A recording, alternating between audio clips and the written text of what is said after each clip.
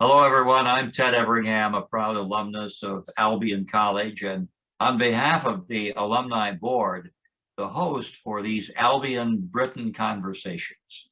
Conversations with people who've been to Albion, and in some cases, people who still are at Albion, who are making a difference in this world, and we kind of reminisce about things that we've done and how we got from there to here. Lisa Harris is joining us now. Lisa, you graduated from Albion in 1989. That is correct. And you were a Gerstacker person. Absolutely. I remember in applying to Albion, there were so many specialized programs, and Gerstacker was interesting to me because I saw that I'd have an opportunity even before graduating college to have some work experience. So the internship element of it was exciting. And I did have an opportunity to intern 2 different places, and I ended up getting a job as a result of the internship after graduating from Albion. So, And you grew up in Albion. I also grew up in Albion. It was funny because like a lot of people who are from small towns, I wanted to get away and move away and kind of spread my wings. And I had, in the recruitment process, of course, growing up in Albion, I went to high school with some of the college professors' children. And so one of those professors kind of pulled me aside and said, "You should come here. It won't be like being at home." And so the negotiation with my mother was, if I go to Albion, then I have to live on campus so I can at least feel like I moved away. And so I did. And it really, truly was a home away from home, being on campus. And I had the full experience by living on the dorms and having those interactions with students and faculty and staff. Well, knowing that as I did, I knew that you had grown up in Albion, and I wondered how that worked. I grew up in Jackson, just 20 miles down the road, and people asked me if I lived at home. The fact of the matter was I went to Albion, arrived there in September in those days. I got home that year at Thanksgiving, Christmas, Easter, and the following summer. Those are the only times I got home. Right. And I fell in love with being on campus in about the first 6 hours. It was wonderful. No, I agree. And when you grow up in Albion, especially at that time, Albion College had its own mystique of, what was happening on campus. And so there wasn't a lot of interaction. So for me, I got a chance to see in real time what Albion College was really about once I stepped on campus and just got immersed in everything that was all about Albion College. That's a wonderful place. You majored in economics? I did. I majored in economics. And what I really appreciated about the major, even I guess now really understanding it, it taught me how to think differently, because in my mind, business and economics meant one thing, and at a liberal arts college, it really is helping you to expand your horizons and think about the broader terms of what economics meant. And my favorite classes ended up being microeconomics and macroeconomics. And a lot of the things that I learned, I was able to apply it in my work world. And even just figuring out how our country works and how business works and its interactions with the government. So that was really great for me, because coming from high school, those were not terms, or it was not really a world that I was familiar with. Well, I agree. I think a lot of Albion was about learning to think critically, to apply classroom experiences to the real life experiences. Absolutely. And I remember Peter Mitchell, when he was president, he used to talk about liberal arts at work. Mm-hmm. which had kind of a double or triple meaning, but it fit. It really fit. Certainly did in my life. Well, I noticed you went, I know you went to law school at the College of Law at MSU, graduated magna cum laude with a JD degree, but there's a gap between Albion and your starting and law school. What happened there? So as I said, I got a job through one of the internships. So what was nice for me, and I always encourage students who have an opportunity to intern, learn what you want to do and then what you don't want to do. So I actually started, my first internship was with Saturn Corporation in human resources, and I decided human resources was not what I wanted. The second internship was with Michigan National Bank, which no longer exists. I think in the buying and merging of banks, it somewhere became Comerica. But at Michigan National Bank, I fell in love with marketing. And so I was able to take those experiences, and with my academic experience at Albion, and Saturn ended up hiring me in marketing. So I helped to develop the dealer network for Saturn. And what was nice about that experience, again, utilizing the thinking skills, Saturn Corporation for General Motors was going to be this new company that did everything differently, as far as manufacturing cars, selling cars, marketing to people. And so it was a great place to start a career because everything was thrown out of the window. And so I remember we did dealer meetings, and the vice president of marketing, I wrote his speeches, and I got a chance to sit down with him, and we worked on it together. And I do absolutely believe that my ability to work in that environment and interact with people directly came from my experiences at Albion, where I had to also kind of be bold in my thinking. I know purple and bold is kind of a new slogan for us, but being bold is something that's always been encouraged at Albion. Oh, that's wonderful. I hadn't thought about it that way. I came, as I said, from Jackson. I was a skinny little 18-year-old kid, kind of introverted, certainly not geeky because I was never that good a student. And I walked off that campus 4 years later, feeling taller, with confidence. Went off to law school. I didn't have a gap between Albion and law school, a summer gap. And I really felt prepared for what was next. I think you're telling me that you went to Saturn after being at Saturn and Michigan National. Absolutely. You felt ready to go. I felt ready to go. And so I worked at Saturn Corporation, and then General Motors. Had a stint in working in nonprofit organizations. In between all of that, I got married as well. And in working in nonprofits, I worked with Habitat for Humanity, and it was at 30 that I decided to go to law school. Honestly, it was another opportunity. I always knew I wanted to go to grad school. And I met a counselor who said to me, "You're going to be 33 anyway, you may as well have a law degree." And that made perfect sense to me. That's interesting. You said earlier that the work environment often is learning what you like to do and what you don't want to do. Absolutely. And so after those years in the work environment, you decided to go to law school. So what did you think you wanted to do when you went to law school? What did you see yourself doing after law school? I absolutely thought that I was going to be a corporate attorney. My undergrad had been in business and working in the corporate environment. And so I saw, okay, this will be this opportunity. Even though I had been working with not-for-profits, I saw, okay, I would be that corporate drafter of documents. That's what I'm going to do.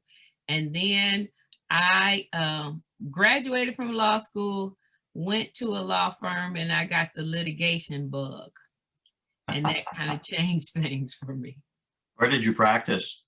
I practiced in Grand Rapids with Warner, Norcross, and Judd. And then I also was in their Southfield office. Yeah, tremendous law firm. Mm-hmm. It's just a great law firm. Well, I asked the question because when I started law school, I was going to be a litigator. Okay. That's what I wanted to do. I'd been a high school debater. I didn't know anything about being a lawyer because we'd never had any in our family. In fact, nobody in my family had gone to college until I got to Albion.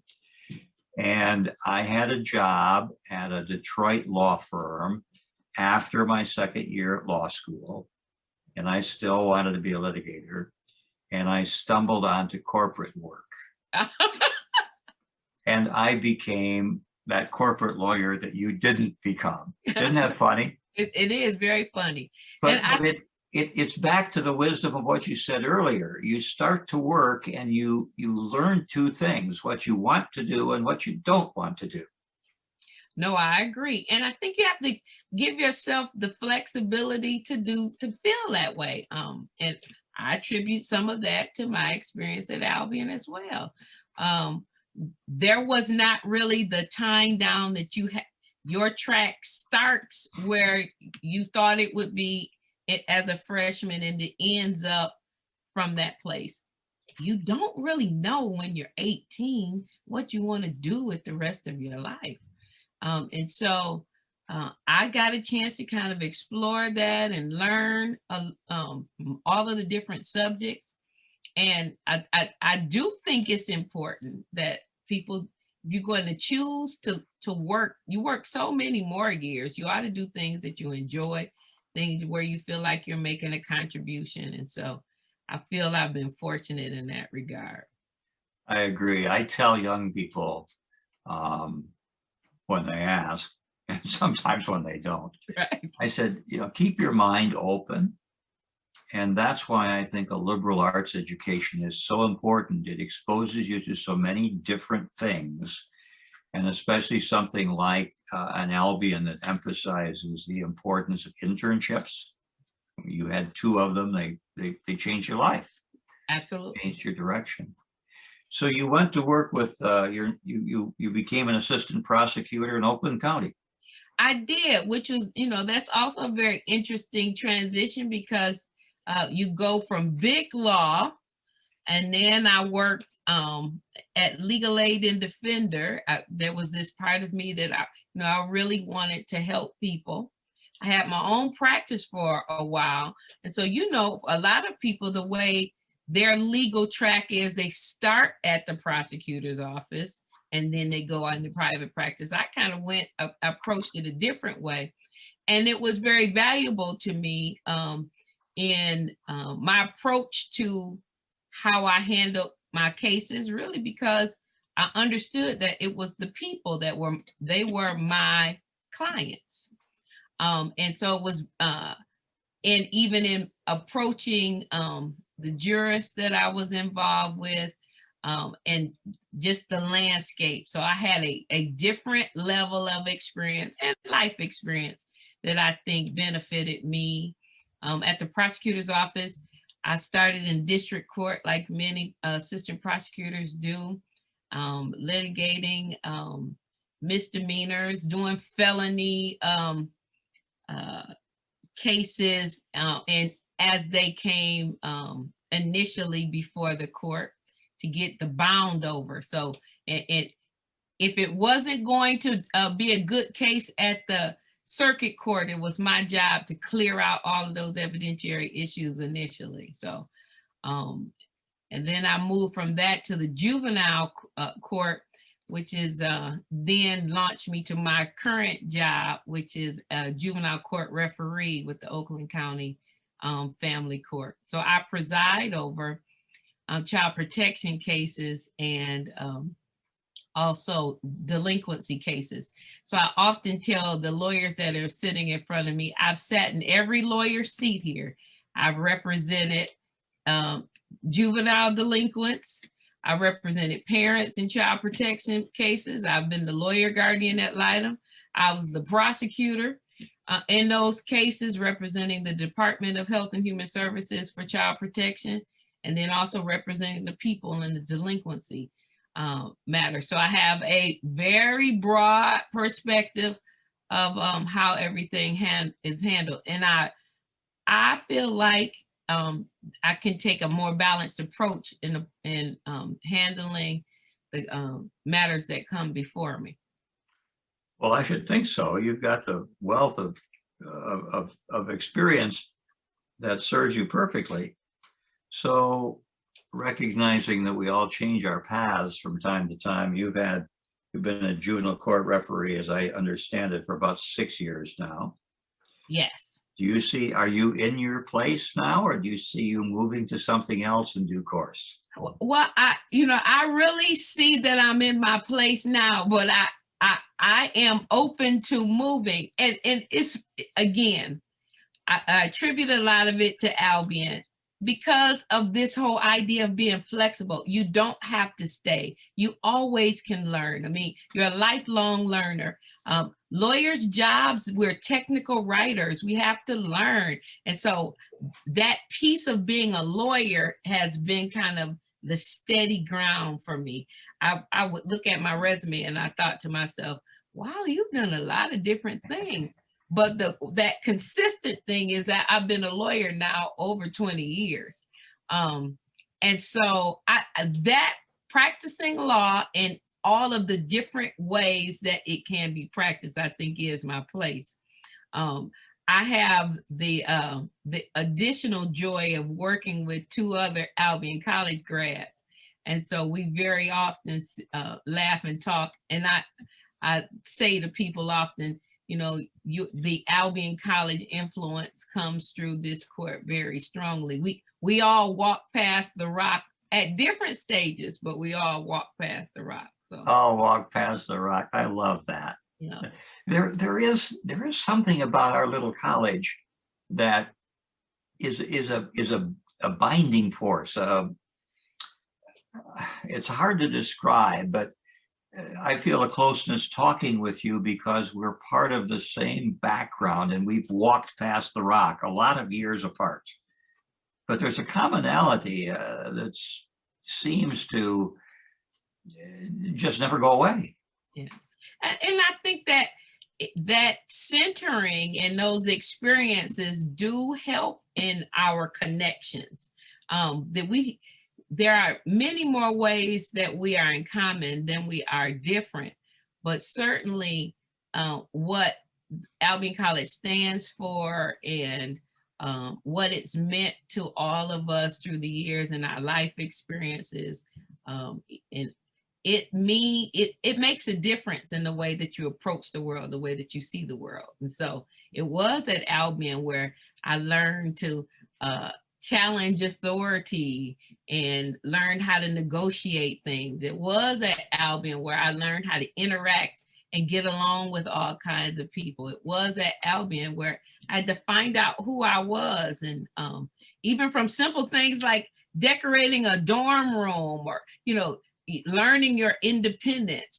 We were local people, but we staked out ourselves and said, okay, no matter our familiarity is not going to prevent us from completely embracing everything that we have or we can get in a college experience. So those years were forming us to be the people who we are, and having it in an environment that was nurturing and encouraging and people pushing you to your limit, and making you think about the decisions that you made. I think that it's a great benefit, and I certainly am appreciative of what I experienced at Albion College all the way through. Well, you're saying things that I've said so many times, and I graduated in 1961. You graduated in what, 1989? 1989. So that's 28 years. That's a generation apart. And yet you're saying the same things about our college and your experience that I'm saying about the college. And it's a place that's changing some, and I think for the better. Diversity was practically non-existent, Lisa, when I was there. And there have been some recent press about that, about Albion and its changes. I applaud them. I assume you do too. I do. The one thing that I think we can't get lost on is diversity never comes at the cost of the brain trust that comes in. I remember being at Albion when there were 30 African American students on campus through all classes. At my 30th year of graduating, I went to that graduation because a friend of mine, her daughter was graduating, and I watched 30 African American students graduate from Albion. And so I got excited about that because every one of those students in all the classes before that, people who came to Albion came because they wanted an academic experience that was going to prepare them for the world. And so what inclusion says to me is giving more opportunities to people who are like-minded, who have a value of education, who have a value of the experiences that can happen on campus, who have a value for making the world better. And that's the way that I think we have to approach anything that has to do with the changing landscape at Albion. It is to make it better. And so are there going to be struggles? Yes, we know that in our country. So, but what it looks like we're going to be doing a better job is making Albion College look like what our country looks like and what our world is. And that's going to better prepare everyone involved. And it's why I'm so focused on supporting the college and encouraging others to do the same. We have a great opportunity as alumni to help push this momentum forward. And the great pride that I continue to have being an alumnus of Albion College, I know will continue, especially with this new direction. Thank you for saying all of that. I couldn't agree more. You had 30 African American students in your day. I had 3. And I've always been troubled by that. And I can't change that, but I can change what's going on in the future. And I think the more of us who have the opportunity that you have had at Albion, the better it will be for society, for the college, and selfishly for us, right? Absolutely. Lisa, yes. I'm so glad we got a chance to talk. Good. No, it was a very nice invitation and a great way to spend a snowy day. Well, it is a great way to spend a snowy day. I'm hoping that the pandemic will be on the run and that you and I'll maybe next time chat over coffee on campus. That would be wonderful. Thank you very much, Lisa. Good luck to you. Keep doing what you're doing. You're making the world better. And I'm proud of you for it. Go Brits. Go Brits.